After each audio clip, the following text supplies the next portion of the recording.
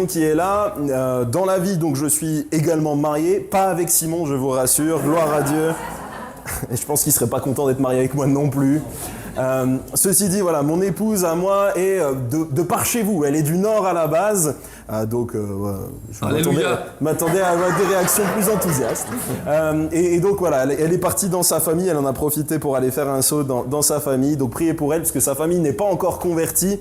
Donc si vous avez un coin dans la prière pour elle, voilà. En tout cas, j'ai la grâce d'être pasteur. Et puis depuis un an maintenant, un an et 3 mois, j'ai la grâce d'être devenu papa. C'est une grâce, amen.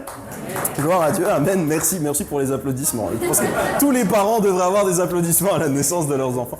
Et donc, ce que je voulais vous dire ce soir, et c'est le thème finalement de ce soir, de ma prédication, le titre, c'est passer à une nouvelle saison, passer de l'autre côté. Vous avez vu peut-être la thématique de tout le week-end, c'est vivre sa saison en Jésus-Christ. Et voilà que, alors que je suis devenu papa, je suis passé d'une saison à une autre, d'une réalité à une autre.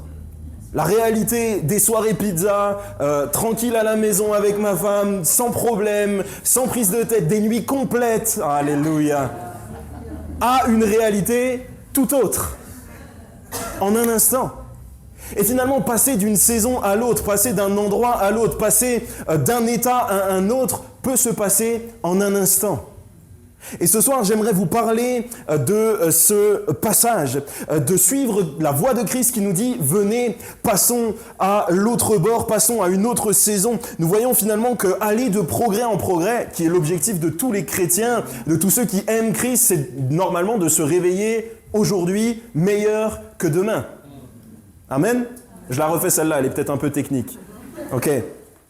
Demain matin, tu dois être meilleur qu'aujourd'hui. Et aujourd'hui, tu es censé être meilleur qu'hier. L'objectif d'aller de progrès en progrès, c'est donc celui-ci. Et finalement, aller de progrès en progrès nécessite de faire des changements. Et chaque changement nécessite une évolution. Et chaque évolution est le résultat de plusieurs saisons qui se succèdent.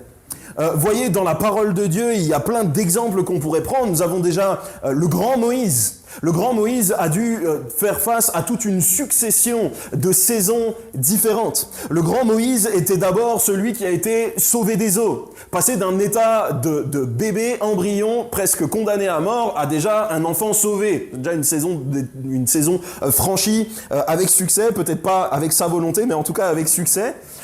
Puis il est passé de celui qui a grandi appelé fils de la reine, fils de la fille de Potiphar, de la fille de Pharaon, pardon, à celui qui est devenu meurtrier, puis à celui qui est parti en fuite, puis à celui que Dieu appelle au buisson ardent, puis à celui qui revient et qui est le libérateur du peuple, puis au grand Moïse que Dieu appelle son ami et qui lui parle bouche à bouche. Voyez que son parcours ne s'est pas fait en un instant. Nous lisons les histoires de la Bible, nous tournons les pages et nous oublions que entre la fuite du pays d'Égypte et le moment du buisson ardent, il y a 40 ans qui se sont passés. Voilà une saison compliquée, différente. Toutes les saisons ne durent pas le même temps et toutes les saisons n'aboutissent pas au même changement. Ça, c'était pour Moïse. Voyons le grand roi David, ce grand monsieur qui finalement va être pour Dieu quelqu'un que Dieu appelle un homme selon son cœur. Mais il est devenu l'homme selon le cœur de Dieu par toute une succession de saisons. Tout d'abord un temps de mépris de la part de sa propre famille, de la part de ses frères, de la part de son père qui ne daigne même pas l'appeler lorsque le prophète Samuel vient. Te reste-t-il un fils ? Oui, il y en a un là-bas, mais il est avec les brebis. Il est disqualifié d'office. Puis finalement, il est celui que Dieu a choisi, celui que Dieu a oint. Et il devient celui qui terrasse Goliath. Puis il devient celui qui est en fuite. Celui qui fait de l'ombre à Saül. Puis il devient celui qui est roi d'Israël. Puis il devient celui qui est meurtrier d'Uri le Héthien. Pardon. Si, c'est ça. Le mari de Bathsheba. Puis il devient tout à nouveau celui qui s'est repenti devant l'Éternel. Puis il devient un roi en fuite, encore une fois, par sa propre faute, avec Absalom. Mais au final, sa vie étant menée de haut et de bas, à la différence de Moïse, où nous voyons un homme d'une stature extraordinaire, on voit en David quelqu'un qui a toutes sortes de facettes, toutes sortes de faiblesses. Mais finalement, David reste l'homme selon le cœur de Dieu, parce que toutes ces saisons l'ont conduit, à force de repentance, à force de changement, à rester proche du cœur de Dieu. Voilà des saisons différentes qui se succèdent, et le roi David reste le roi David. Puis nous voyons que notre modèle suprême, Jésus lui-même, a vécu toutes sortes de saisons différentes. La Bible nous dit que Jésus a dû apprendre quelque chose. Moi, je trouve ça extraordinaire que Jésus ait dû apprendre quelque chose. Jésus a dû apprendre l'obéissance par les choses qu'il a souffertes. Jésus est éternel, Jésus est de toute éternité. Pourtant, une saison particulière dans son existence, je ne vais pas dire dans sa vie, mais dans son existence, c'est ce moment où il s'est incarné sur cette terre en tant que Jésus homme. Et il a dû apprendre tout un temps l'obéissance, une saison d'apprentissage, une saison où il a dû apprendre à se soumettre à des parents qui étaient pécheurs, imparfaits. Et voilà une saison particulière dans la vie de Jésus. Puis une saison après se révèle lorsqu'il grandit, il prend en force, en maturité, et le voilà maintenant à l'âge de 30 ans, commençant son ministère. Une nouvelle saison où d'un seul coup il va être capable de dire à sa mère terrestre, de lui dire qu'y a-t-il entre toi et moi ? Une nouvelle saison, je ne suis plus sous ton autorité parce que l'heure de mon ministère est venue. Puis une autre saison arrive, l'heure qui est écrite dans la Bible, l'heure de la croix. Puis une nouvelle saison encore, l'heure de la résurrection.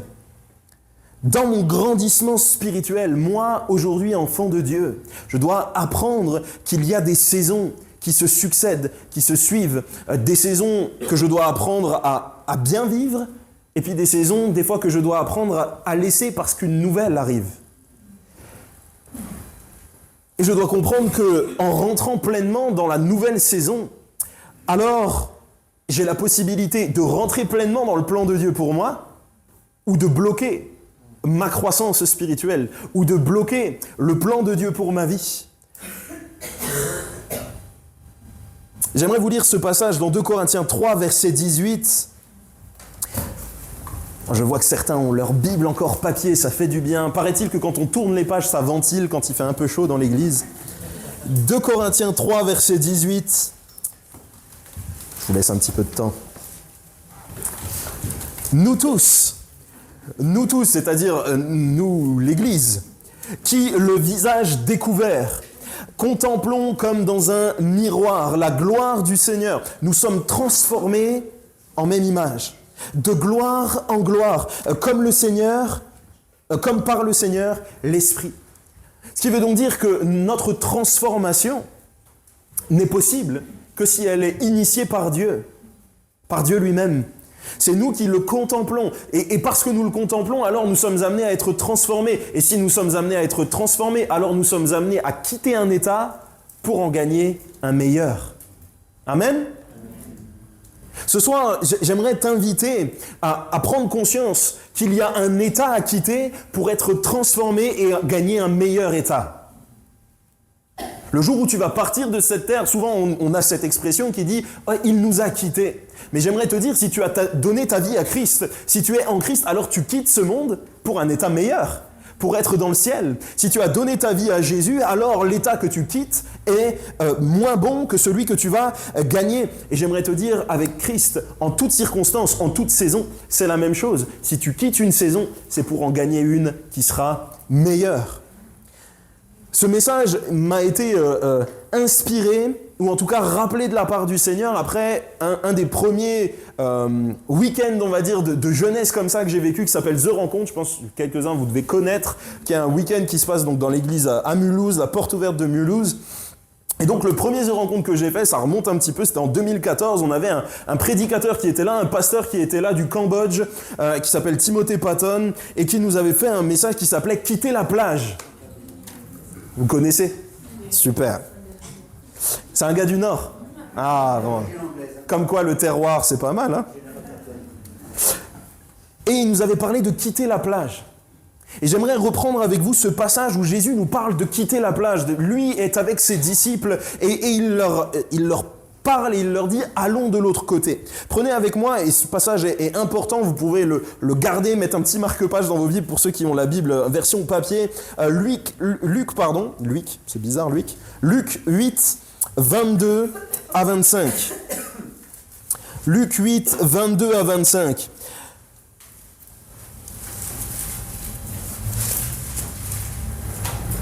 Voici ce qu'il est dit. Un jour, Jésus monta dans la barque avec ses disciples. Rien de surprenant, il le faisait souvent. Il leur dit, passons de l'autre côté du lac. Donc l'ordre vient de Jésus. Ce n'est pas les disciples qui ont décidé, il est temps pour nous de passer de l'autre côté. Tant que le maître n'a pas dit de bouger, ne bouge pas. Mais là, il dit, passons de l'autre côté du lac. Et ils partirent. Pendant qu'ils naviguaient, Jésus s'endormit. Un tourbillon fondit sur le lac, la barque se remplissait d'eau, ils étaient en péril. Ils s'approchèrent et le réveillèrent en disant « Maître, maître, nous périssons !» S'étant réveillé, il menaça le vent et les flots qui s'apaisèrent et le calme revint. Puis il leur dit « Où est votre foi ?» Saisis de frayeur et d'étonnement, ils se dirent les uns aux autres « Quel est donc celui-ci qui commande même au vent et à l'eau et à qui ils obéissent ?» J'aimerais te dire, et c'est mon premier point ce soir, passer à l'autre bord, ça veut dire traverser le lac. Gagner une autre saison, gagner un autre état, ça veut dire traverser le lac, l'image finalement du danger, de l'incertitude, de l'épreuve. L'image finalement où la traversée du lac nécessite que tu mettes ta foi en Jésus.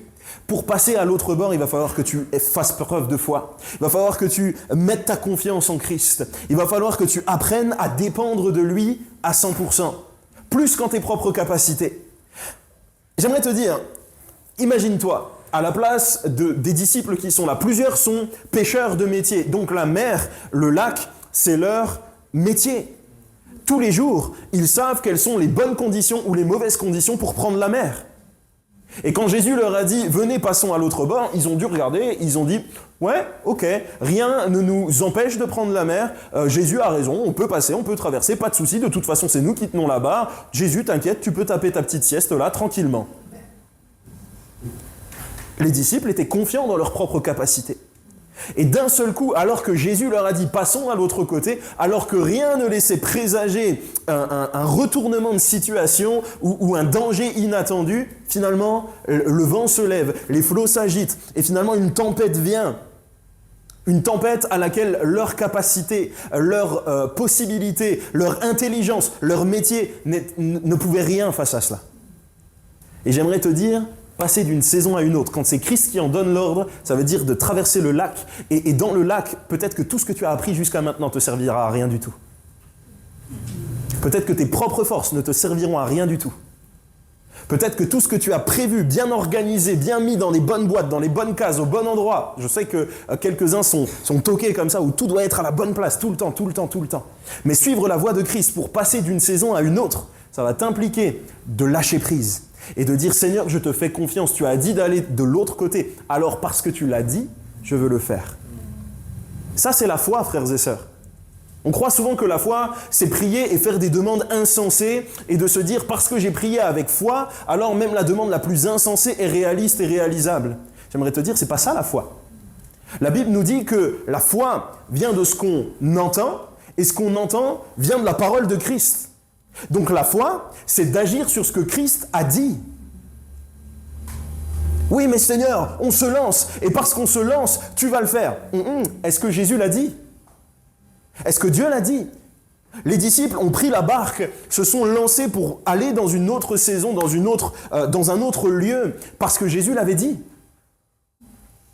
Et quand Jésus l'a dit et que tout ne se passe pas comme sur des roulettes, est-ce que c'est toujours la volonté de Dieu pour toi?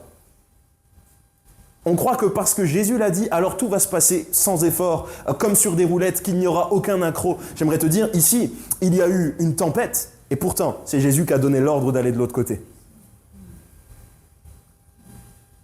Est-ce que quand Jésus dit quelque chose et que tout ne se passe pas comme tu as prévu, Jésus reste Jésus, Dieu reste Dieu. Il est toujours celui qui a le droit de te dire quoi faire et comment le faire. Finalement, la question c'est qui guide la barque? Moi, je vis pour Christ, j'ai donné ma vie à Christ. Ok, j'agis selon ce que le Seigneur me dit. Là, ça devient compliqué, je reprends les rênes. Le réflexe des disciples, ça a été pendant tout un temps de dire « on ne réveille pas le maître, on ne le réveille pas », jusqu'à ce que finalement la tempête soit tellement forte qu'il n'ait d'autre choix que de dire « Jésus, réveille-toi, nous périssons ». On a besoin de toi, on a besoin de ton secours. Nous avons agi parce que tu as parlé, mais maintenant on a besoin que tu agisses. Ça, c'est la foi. Vous êtes là? Ok, vous avez le droit de cligner des yeux de temps en temps comme ça, que je vois que vous êtes... Ok. J'en ai vu un avec une mouche qui s'est posée sur l'œil. Je me suis dit, Seigneur, on va prier pour la résurrection dans pas longtemps. Qui guide la barque? J'ai vu tout à l'heure, quand je priais pour le message, là, dans la pièce pour les enfants, je crois que c'est une pièce pour les enfants, il y avait une belle affiche comme ça, et c'était écrit, Psaume 37, verset 4, « Fais de l'Éternel tes délices ». Et nous avons l'habitude, souvent, de pas prendre cette première partie du verset, mais de prendre la deuxième, de dire « Il te donnera ce que ton cœur désire ». Mais j'aimerais te dire, si nous avons cette soif de ressembler à Christ, d'être transformés, de pouvoir vivre une vie pleinement avec lui, alors nous avons à cœur de faire de lui nos délices. Et si nous faisons de lui nos délices, alors nos désirs changent. Et parce que nos désirs changent, alors il peut les réaliser et nous donner ce que notre cœur désire.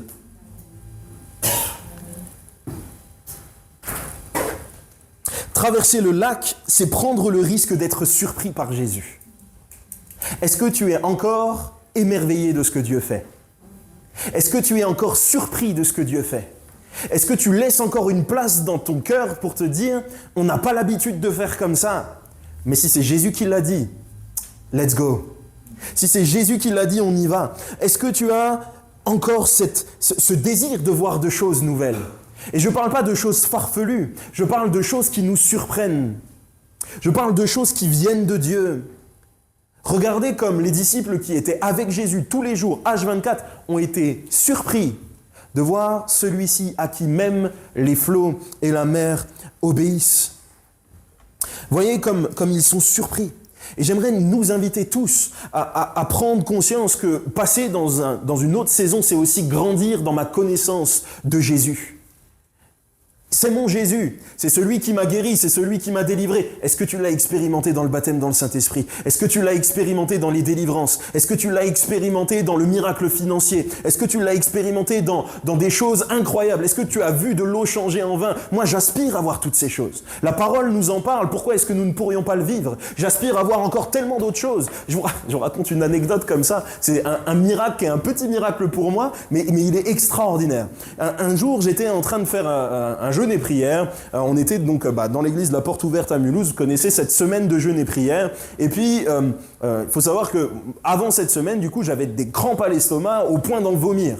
Et donc, je me suis dit, y aller et ne pas manger, ça va peut-être arranger les choses, mais peut-être pas. Ok?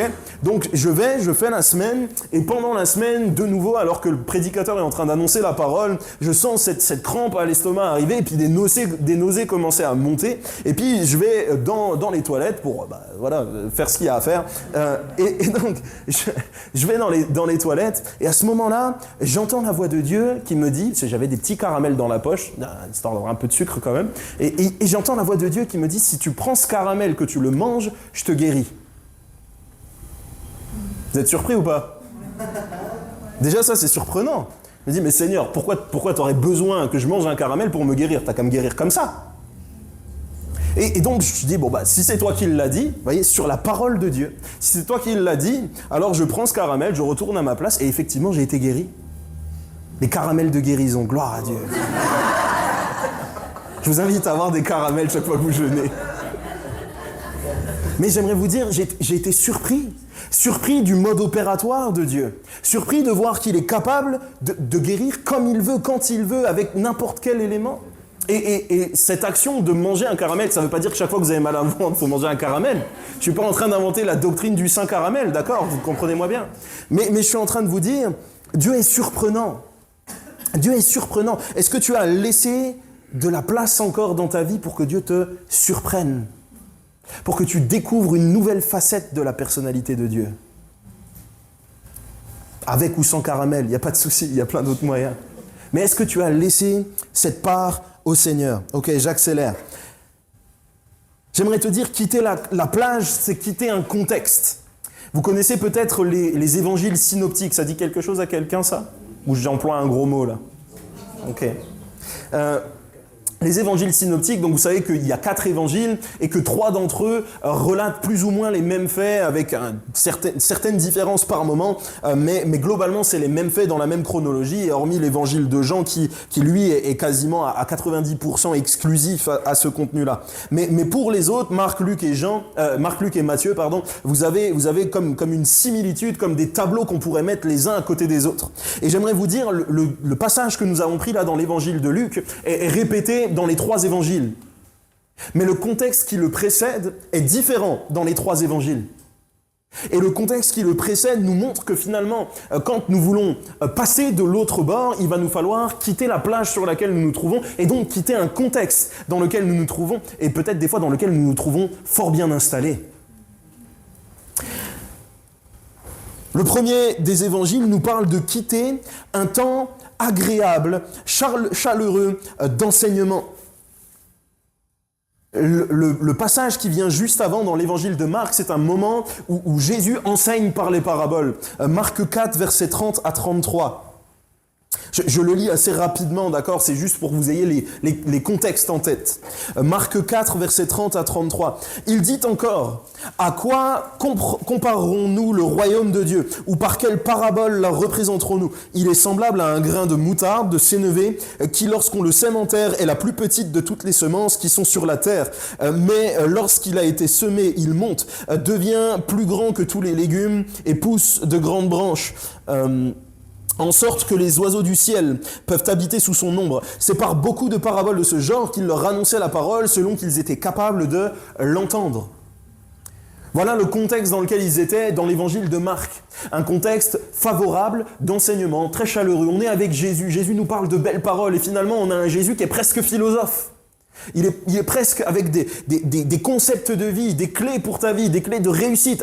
Et tu aimes l'entendre parler. Et tu aimes qu'il te raconte ces choses du royaume des cieux. Et tu aimes. Et finalement, Jésus te dit, il est temps pour nous de quitter ce moment et de mettre en pratique maintenant. Parce que ce qui les attendait de l'autre côté, et on le lira à la fin, c'est la mise en pratique de la parole.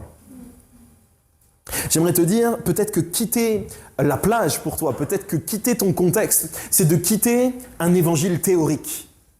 Un évangile, et j'ai aimé ce que votre pasteur a dit tout à l'heure, on n'est pas là pour que tout se passe bien, on est là pour que ta vie se manifeste.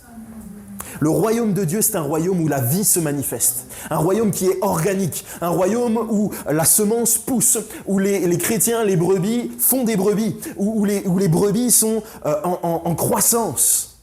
Vous êtes là ? J'allais vous demander de faire baie comme les brebis, histoire d'être sûr. Pas comme les moutons, vous n'êtes pas des moutons, vous êtes des brebis. Est-ce que tu fais grandir la foi que tu as reçue? Comme ce grain de moutarde finalement qui représente le royaume de Dieu. Jésus nous dira, le royaume de Dieu s'est approché de vous. Jésus t'a choisi, Jésus s'est révélé à toi, Jésus est venu pour te rencontrer. Mais s'il est venu, c'est pas juste pour que tu restes dans l'état dans lequel tu es. Il faut que tu grandisses. Et peu importe ton âge, peu importe ta maturité, peu importe ton parcours dans les églises, peu importe tes blessures, Jésus t'appelle à grandir, en sorte que la graine qui est en toi puisse pousser, porter du fruit, et enfin qu'elle puisse servir d'abri à d'autres. Je vous donne un autre témoignage. Pendant très longtemps, je m'occupais du groupe de jeunes chez nous et maintenant j'ai laissé la main à mon frère qui s'en occupe aussi très bien. Et donc je faisais le soir même un thème sur l'évangélisation. Amen, gloire à Dieu, l'évangélisation. C'est trop bien de parler de l'évangélisation, de comment amener une âme à Christ. Et voilà ce que le Seigneur m'a mis à cœur. Il m'a dit, il faut que tu passes à la pratique. Avec les jeunes, il faut que tu passes à la pratique. Vous doutez bien que moi, je parlais de Dieu déjà dans ma vie de tous les jours. Mais il m'a dit, il faut que tu leur montres et que vous passiez à la pratique. Alors, ils sont arrivés, tout contents, on a fait la louange, ok, on a commencé à s'installer, à chauffer les pizzas et tout, comme au groupe de jeunes d'habitude. Et puis voilà le temps d'enseignement. Alors, je prends la parole, je prends le passage qui dit, où Jésus parle, vous savez, de cette parabole qui dit que les premiers invités n'ont pas reçu. Et alors, le marié dit, allez derrière les haies, chercher les boiteux, les pauvres, etc. et invitez-les. Et puis je dis, voilà, c'est ce qu'on va faire ce soir. Prenez vos manteaux, ceux qui veulent pas, c'est pas grave, vous restez ici. On avait prévu, je crois que c'était toi qui étais resté avec ceux qui voulaient pas spécialement ou qui avaient un peu peur. Et puis tous ceux qui étaient là, on a pris des thermos, on a pris du café, on a pris du sucre, et on est parti dans les rues vers tout type de personnes. Les livreurs, Deliveroo, immigrés que personne ne veut parler, les SDF, les prostituées, avec le groupe de jeunes. Et on est passé de l'enseignement théorique à la pratique. Ils n'étaient pas préparés à ça. J'avais dit, imaginez votre pasteur, il vient la semaine prochaine, il dit l'évangélisation. Ok, on sort et on va dans Tourcoing, c'est parti. Vous suivez pas? Quitter mon confort d'enseignement, mon confort d'église, mon confort où finalement je me suis installé et autour de moi je n'ai plus que des chrétiens tout le temps. Est-ce que tu brilles encore pour ceux qui sont dans les ténèbres? Ou est-ce que tu es une lumière pour les lumières? C'est génial d'être une lumière dans les lumières, on brille plus fort ensemble. Mais si on brille que tous ensemble, à un moment donné on va s'aveugler les uns les autres. Tu as besoin de passer à la pratique. Deuxième contexte dans Matthieu, c'est de quitter un temps d'onction favorable. Bizarre ce que je suis en train de dire, Quitter un temps d'onction favorable, quitter un temps incroyable où le Seigneur est en train d'agir, parce qu'il a dit, passons à l'autre bord. Matthieu 8, versets 14 à 17, c'est le contexte dans le livre de Matthieu, juste avant ce passage. Jésus se rendit ensuite à la maison de Pierre, dont il vit la belle-mère couchée et ayant la fièvre. Il toucha sa main, la fièvre la quitta, puis elle se leva et le servit. Le soir, on amena auprès de Jésus plusieurs démoniaques. Il chassera des esprits par sa parole. Il guérit tous les malades. Et nous, quand on a une guérison, déjà, on saute de joie. Jésus, il guérissait tout le monde. Afin que s'accomplisse ce qui avait été annoncé par Ésaïe le prophète, il a pris nos infirmités, il s'est chargé de nos maladies. Qui aspire à vivre ce genre de temps? Moi, personnellement, j'aimerais qu'à toutes nos réunions, nous puissions dire « Mais nous n'avons chez nous plus aucun malade parce que Jésus les a tous guéris. » Amen. J'aimerais pouvoir dire « Nous n'avons chez nous que des gens complètement libres parce que Jésus a chassé tous les démons qui étaient là. » J'aimerais pouvoir dire ces choses. Force est de constater qu'on aspire à vivre cela. J'aimerais te dire, ne te trompe pas de combat. Ne cherche pas juste ne cherche pas juste ce temps d'onction et ces miracles. Cherche celui qui est capable de faire ces miracles. Parce qu'à partir du moment où nous avons ça, très certainement, nous, on fait des plans dans nos têtes et on se serait dit, ok, alors la dernière fois, il faisait 25 degrés quand Jésus les a guéris, on était tous dans la maison de Pierre, peut-être que c'est la maison de Pierre avec 25 degrés qui fait que l'onction était là.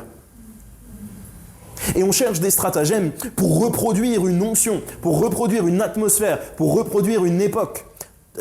Transférez cela à vos propres vies.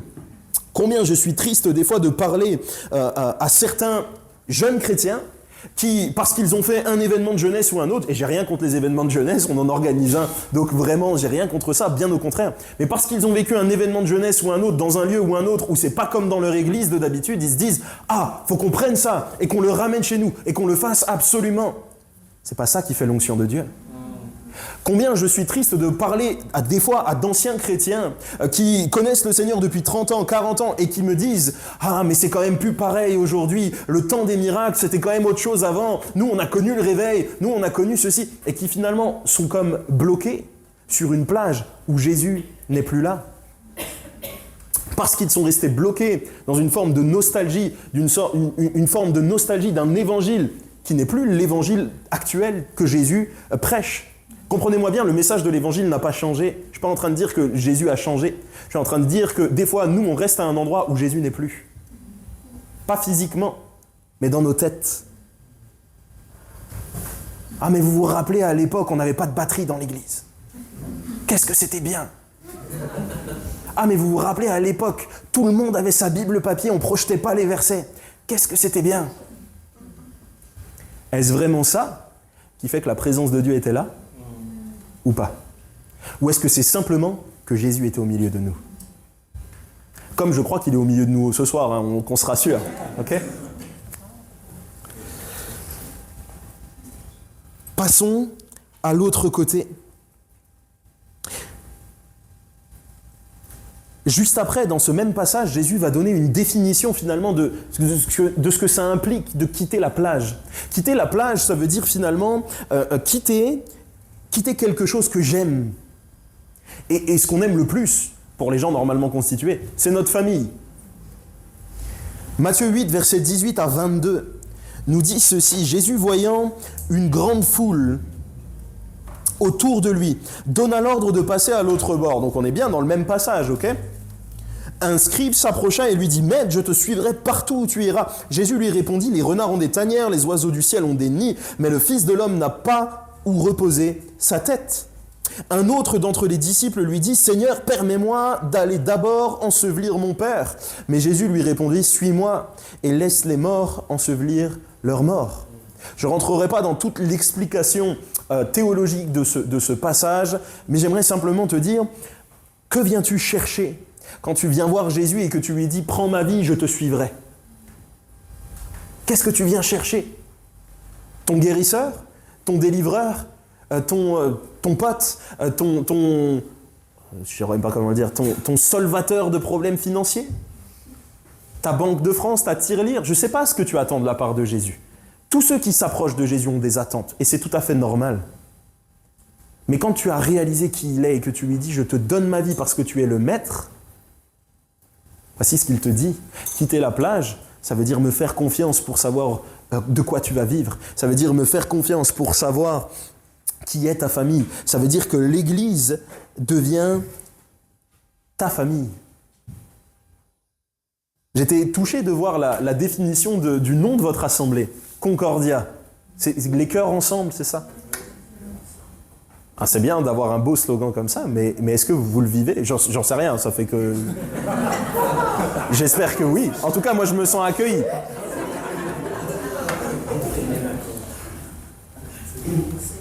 La famille de Dieu, c'est l'Église. C'est Christ qui nous enseigne, c'est Christ qui bâtit son assemblée, c'est Christ qui est notre lien. Finalement, si moi j'avais jamais rencontré Christ, pardon, j'ai touché le micro, désolé pour ceux qui revoient après. Si j'avais jamais rencontré Christ et que vous non plus, très certainement on ne se serait jamais parlé de nos vies. Ce qui nous unit, c'est notre amour commun pour Christ. Ce qui nous unit, c'est que nous sommes fils du même Père. Et filles du même Père, je ne vais exclure personne. J'ai été crucifié avec Christ. J'aimerais te dire, la mort à toi-même te fera sortir d'une zone de confort dans laquelle tu t'es installé. Galates 2:20 nous dit, j'ai été crucifié avec Christ. Si je vis, ce n'est plus moi qui vis, c'est Christ qui vit en moi. J'accélère et je reviens donc à notre point, notre passage dans Luc, qui finalement nous montre, et c'est mon dernier point pour ce soir, qui nous montre que quitter la plage, c'est quitter la plage pour finalement arriver à l'autre bord. L'objectif, c'est pas que tu restes bloqué dans le lac, l'objectif, c'est pas que tu restes sur la plage, l'objectif, c'est que tu ailles à l'autre bord. Je sais plus qui disait ça, mais je trouve que c'est fort vrai. Nous sommes tous en route vers le ciel. Notre objectif, c'est de traverser cette vie avec toutes les saisons qui vont avec, mais l'objectif, c'est d'arriver en haut. L'objectif, c'est d'arriver avec lui. Et quand Jésus nous dit « quitte la plage où tu te trouves, quitte ta zone de confort, quitte », c'est pour passer de l'autre bord. C'est pas juste quitter pour devenir quelqu'un qui erre ça et là. Jésus a un objectif pour toi. Jésus a une destination pour toi. Jésus veut t'implanter dans un nouveau terrain, une nouvelle situation, une nouvelle saison.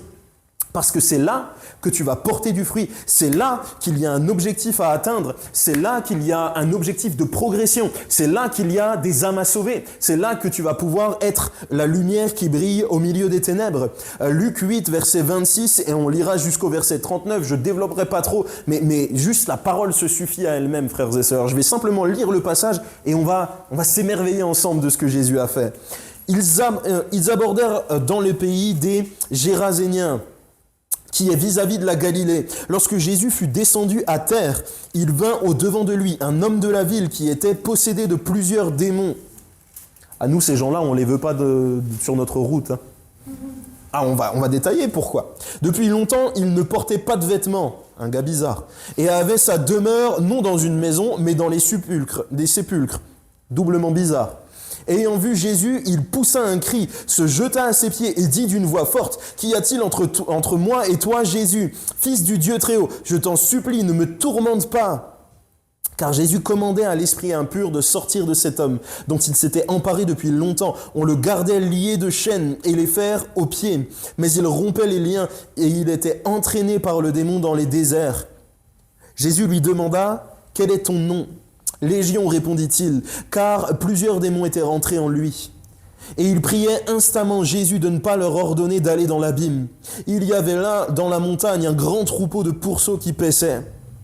Et les démons supplièrent Jésus de leur permettre d'entrer dans ces pourceaux, et il le permit. Les démons sortirent de cet homme, entrèrent dans les pourceaux, et le troupeau se précipita des pentes escarpées dans le lac et se noya. Ceux qui les faisaient paître, voyant ce qui était arrivé. Et imaginez des gars qui connaissent ni Jésus, ni quoi que ce soit, ils voient le taré de la ville arriver vers Jésus. D'un seul coup, il y a un grand cri, et il y a 3000 cochons qui vont dans l'eau comme ça.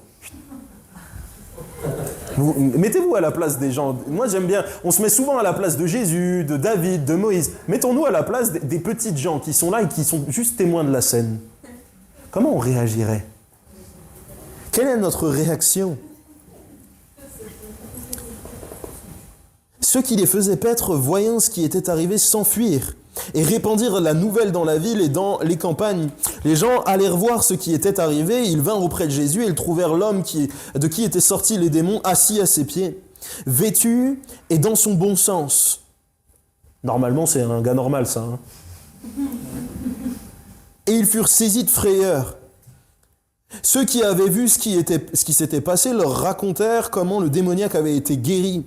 Tous les habitants du pays des Géraséniens prièrent Jésus de s'éloigner d'eux, car ils étaient saisis d'une grande crainte.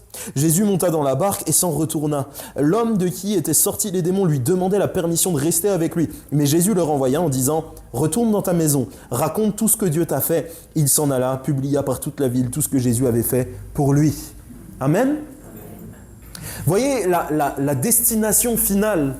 Jésus a dit, passons à l'autre bord. Il est passé à l'autre bord avec ses disciples. Alors, il a traversé le lac, il a commandé au flot de se taire, à la mer de se taire, au vent de se taire, simplement pour l'âme de cet homme.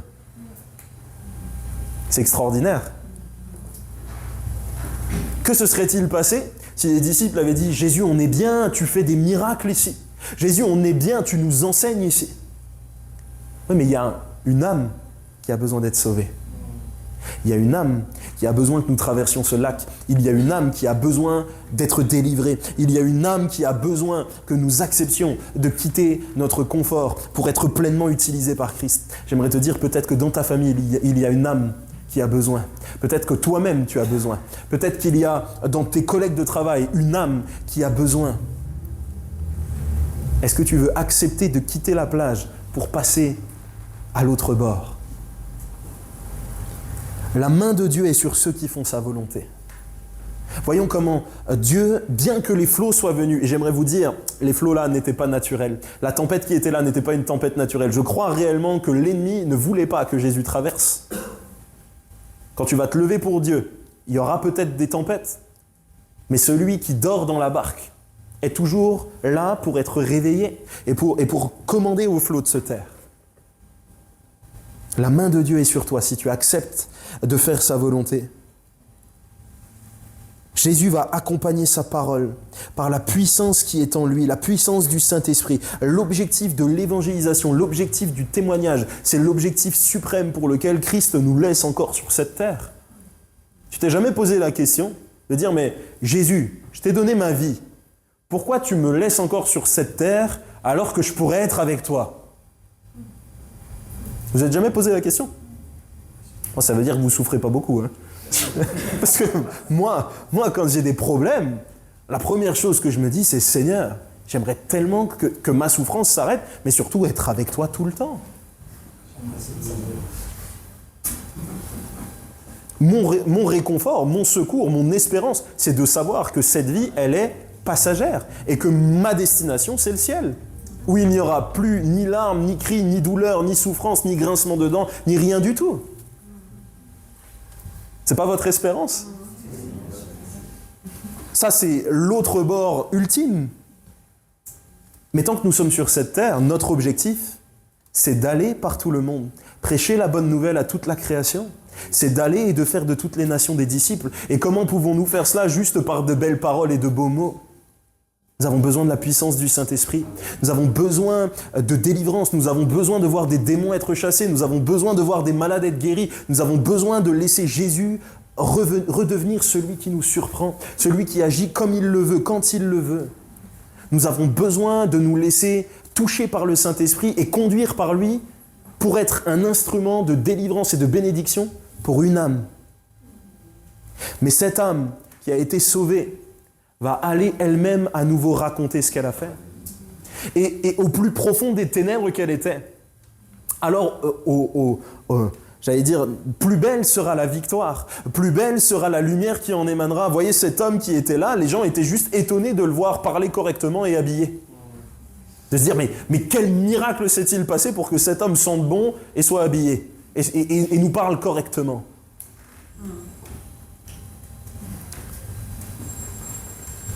Ce soir, est-ce que tu veux accepter de passer dans une nouvelle saison?